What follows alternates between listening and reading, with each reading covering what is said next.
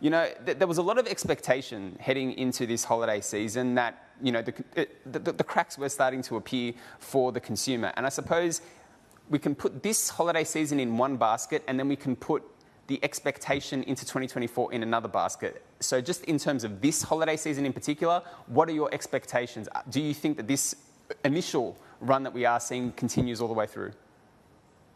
A great question, and of course, apologies for my casual wear, but it is a holiday. It's a holiday night here, so we're just hanging out at home. I think there's a couple of things to keep in mind. Yes, I think a lot of the retailers have been cautious about their outlook, both for the holiday season and for 2024, and they kind of bundle pack those together in their Q3 earnings results.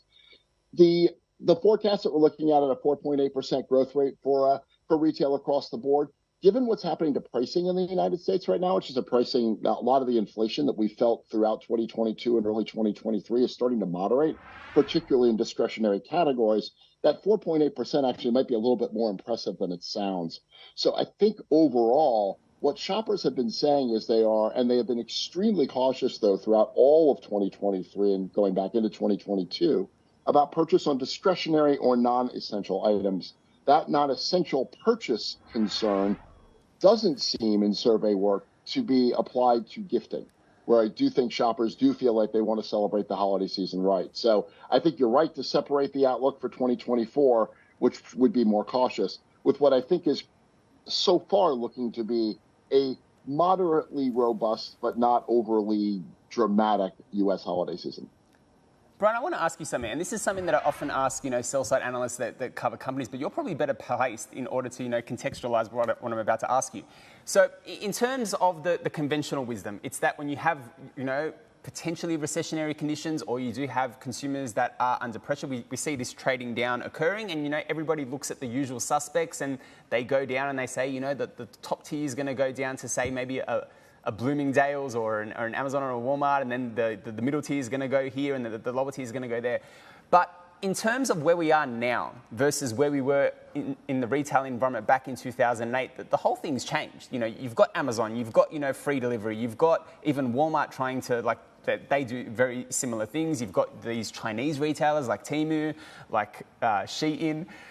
And do you think that we should believe that, you know, the discount retailers in the US, like a Dollar General, Dollar Tree, and everyone else, is going to have the same outcomes that they've had last time around, considering that the game's completely changed? The simple answer is no to most of that. And here's the contextualization, which is really important to keep in mind for the U.S. When you're looking at the U.S., you've got to realize that the income distribution and segmentation in the U.S.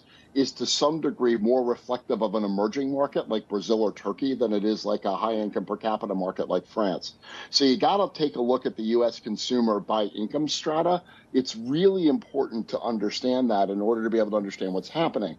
Because what you're going to see shoppers that have been largely unimpacted by inflation still feeling reasonably good about where they're shopping and making choices about where they shop, but you're not going to see that shopper necessarily trading down. The retailers you mentioned, the Dollar Generals, the Family Dollars, get hurt really hard by this type of economic slowdown, which has been so inflationary. Their core shopper, who's the low end of the totem pole from an income point of view, has really struggled. And those retailers actually haven't done very well during the economic downturn. So the interplay between retailers in the U.S. is an interesting one. I do think Temu and Shein nailed on the pronunciation, by the way.